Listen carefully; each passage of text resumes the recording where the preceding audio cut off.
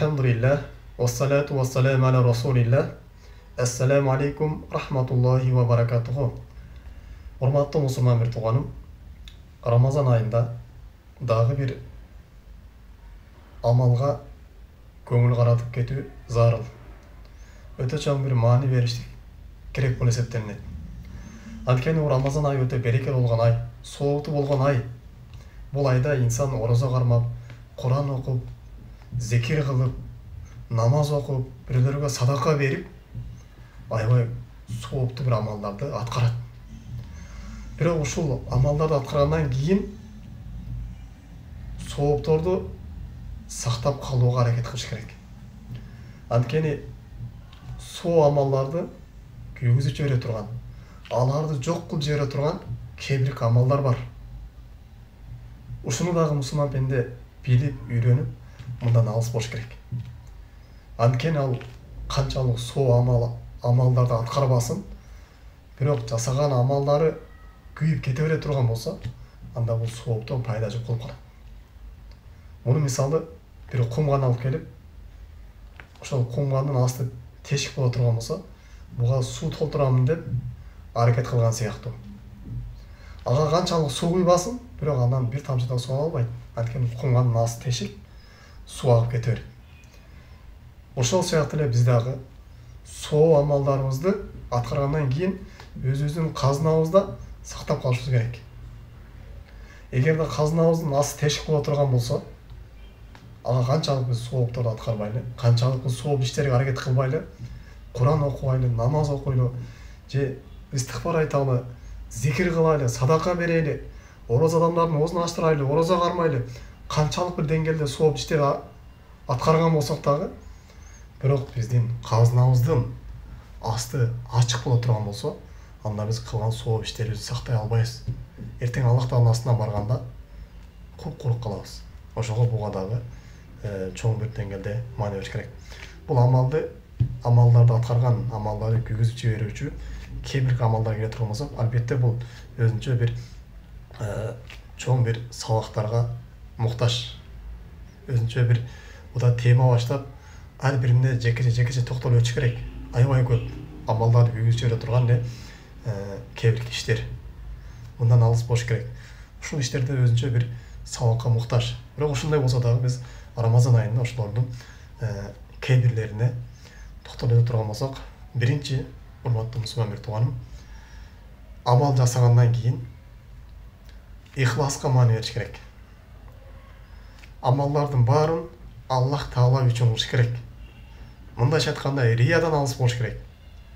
Эл көрсүн, эл мени мактасын, эл мени сыйлап калсын деп, же болбосо бирөөдөн коркуп, же башка бирөөдөн бир нерсе үмүт кылып, сооп иштерди аткаргандан этият болуш керек. Ораза болсун, намаз болсун, садака болсун, же дагы башка кандай жакшы иштер болсун, ушундай мени эл мактасын деген нерседен алыс болуш керек. Инсандын жүрөгүндө амал жасап жаткан кезде кааласа Аллах үчүн деген болуш керек. Мен Аллах Тааланын мактоосуна татыктуу болоюн деп Аллах Тааладан соо үмүт кылып, жүрөгүндө ихлас Аллах үчүн гана болуш керек. Эгерде жүрөгүндө ихлас болбой турган болсо, бунун жасаган амалдарынан бир тыйын пайда жок. Аллах Таала бунун амалдарын күйгүзүп жиберет. Аллах Таала Куран Каримде Пайгамбар саллаллаху алейхи кайрылып, ла ин ашракта ла яхбатунна амалука деп Пайгамбар саллаллаху алейхи айтат. Эгерде сен дагы ширик кыла турган болсоң, Мухаммад, сенин жасаган амалдарыңдын баары күйүп кетет, хабат болуп кетет дейт. Хабада деген анын сооптору жок калат, күйгүзүп жиберебиз дейт. Ошол сыяктуу эле дагы бул рия кичинекей ширик. Жасаган амалдардын сообун күйгүзүп жиберет. Пайгамбар саллаллаху келгендей эле Аллах Таала кыямат күнүндө 3 адам менен тозокту тутандырат дейт. Тозокту от алдырат дейт. Булардын биринчиси Куран жаттаган, кары, илимдүү. Экинчиси көп садака берген, бай, берешен. Үчүнчүсү Аллах жолунда жихад кылган. Үч адам менен Аллах Таала тозокту тутандырат деген. Биринчиси алым болгон, Куран жаттаган, бирөөлөргө таалим берген, бирок жүрөгүндө ихлас болгон эмес. Рия болгон. Адамдар мени илимдүү десин, адамдар мени шейх десин, адамдар мени ушундай күчтүү алым экен десин деп, ушундай жүрөгүндө ушундай рия болгон себептүү Аллах Таала бул карынын дагы жасаған амалдарын қабыл қылбайды дейді. Аллах тағала Құран кәрімде илимділерді мақтаған, алардың даражалары аябай биік, аябай ұлы, бірақ ұшуға қарамастан жүрегінде ихлас жоқ болған себепті Аллах тағала мұның жасаған амалдарын барын күйгізіп жібереді. Екіншісі берешен адам, садақа берген, бір жерден су шығарып берген, бір жерге жол салып берген, ораза адамдардың аузын аштырған, тағы басқа ушундай садақаларды қылып, берешендік қылған. Бірақ жүрегінде ихлас жоқ болған себепті Аллах тағала бұлар ертең қиямат күні амалдарын барын күйгізіп, алар тозаққа таштайды. Емнеге? Ел көрсін үшін қылған, ел мақтасы үшін қылған, елден қорқып қылған, елден алқышын алайын деп ушундай қылған, жүрегінде ихлас болған емес. Ушул себептен Аллах тағала мұнда жасаған амалын күйгізіп. Үшіншісі, бұл мужахид, Аллах жолында жихад қылған, диндин тарашына себепчи болгон, өтө чоң амал, өтө улуу болгон амалдардан бирок ушуга карабастан Аллах тағала булардын амалдарын күйгүзүп чечип берип атат. Эмнеге? Жүрөгүндө ихлас болбогондук себептен. Ошой урматтуу мусулман бир тууганым, Рамазан айында биз көп ораза кармап атабыз, Куран окуп атабыз, зикир кылып атабыз, башка садака, жакшы амалдарды кылып аткарып атабыз. Бирок ошонун биргеликте эле биз жүрөгүбүздөгү ихласка, ниетке маани берип коюшубуз керек. Бүгүнкү күндө ачка калып, суусап, бирок эртең кыямат күнүнө барган кезде мына ушул суусаганыбыздын, ачка калганыбыздын соонан дагы куржулак калып калбашыбыз керек. Ошон үчүн эң биринчи некен жүрөгүбүздөгү ихлас болуш керек экен. Кандай бир жакшы амал болсун, сөзсүз ихлас болуш керек. Жок дегенде адаттагы нерсе болуп турган болсо дагы, уктай турган болсоңуз дагы, бут кийимиңизди кие турган болсоңуз дагы, же башка жөнөкөй эле бир тамак аш жей турган болсоңуз дагы, жүрөгүңүздөгү ихласты Аллах үчүн коюп кое турган болсоңуз, аз тамак аш жеп, ушу жакшы ишти кылам, бирөөгө жардам берем, же үй бүлөмдү багам деп ушинтип жакшы ниетти коюп кое турган болсоңуз, Аллах таала сиздин ушул ниетиңиз үчүн дагы сооп берет. Мунун эле тескериси, канчалык улуу амал жасаган болсоңуз дагы, бирок жүрөгүңүздөгү ниет Аллах таала үчүн болбой турган болсо, анда бул амалдар күйүп кетет. Албетте бул ниет кээде адамдарга ушундай бир васваса келип калат. Эл менин көрсүн, эл мактасын, васваса келип калат. Бул нерсе көңүл бурбай, жакшы амалдарды аткара бериш керек. Бирок жүрөктү оңдогону аракет кылыш керек. Муну менен биз намаз окуй, садака бербей, жакшы кылбай дебейбиз. Аткара бериш керек. Аллах тааладан берген ниет кылганча, Аллах тааладан дуа кылып, сураганча ушул жакшы иштерди аткара бериш керек. Бирок азыркындай шайтандан васваса келе турган болсо, эл мактасын, же болбосо эл аны мактабай койгон болсо, же ал жакшы иш кылган болсо, элдер аны мактабай аркасынан бир кыйбат кылып койгон болсо, же бир элден сөз угуп калган болсо, ушуга карабастан ишин улантып бериш керек. Эгерде ошо элден сөз уккан кезде, элди мактабай калган кезде амалын таштап кое турган болсо, мунун жүрөгүндө бир ихласлыктын кемчилдиги бар деген маани келип чыгат. Демек бул биринчиси экен. Экинчиси, бул дагы аябай улуу амал, бирөөлөргө зулум берүүдөн алыс болуш керек. Зулумдуктан этият болуш керек. Аллах таала Куран Каримде «Инна Аллаха ла юхиббу залимин». Аллах таала залымдарды жакшы көрбөйт деген. Аллах таалага жакпайт деген. Зулумдук кылыштык Аллах тааланын каарын келтирген амал. Аллах таала башка бир аяттарында «Ала ла'натуллахи ала залимин». Залымдарга Аллах тааланын лаанаты болсун деген. Аллах таала башка аяттарында кыямат күнүнө барган кезде залым адамдар ушундай кылган зулумдугунан колдорун тиштеп катуу өкүнөт деген. Бул зулумдан да этият болуш керек. Зулумдуктагы инсандын жасаган амалдарын күйгүзүп жиберет.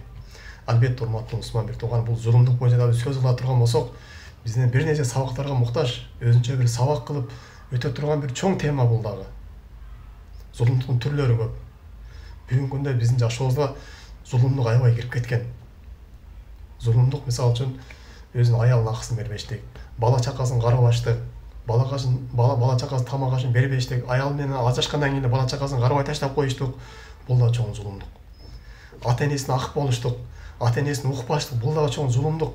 Ата энеге ак болуштук бул инсандын, кайсы бир инсан ата энесине ак боло турган болсо, ата энесинин капагында турган болсо, бул адамдын амалы кабыл болбойт.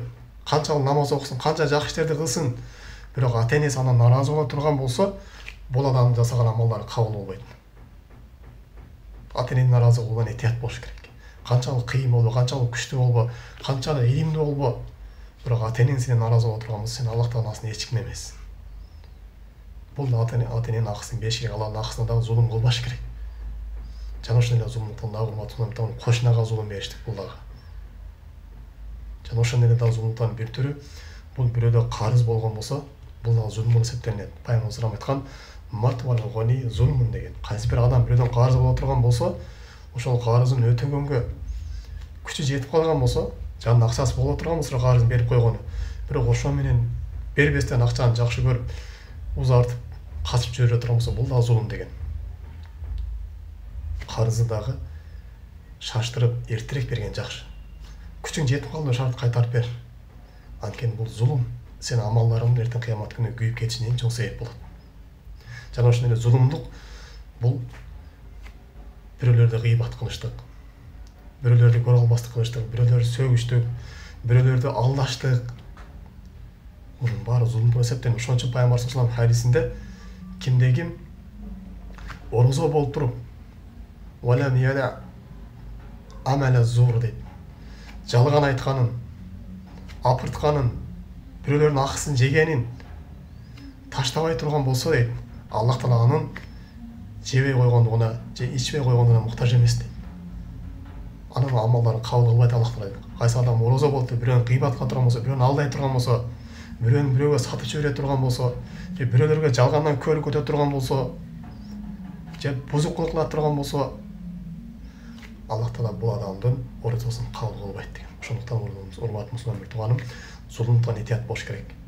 Зулумдук дагы бирөөнүн мал жанын тартып алыштык, бирөөнүн жерин тартып алыштык, бирөөнүн чек арасына кирип кетиштик.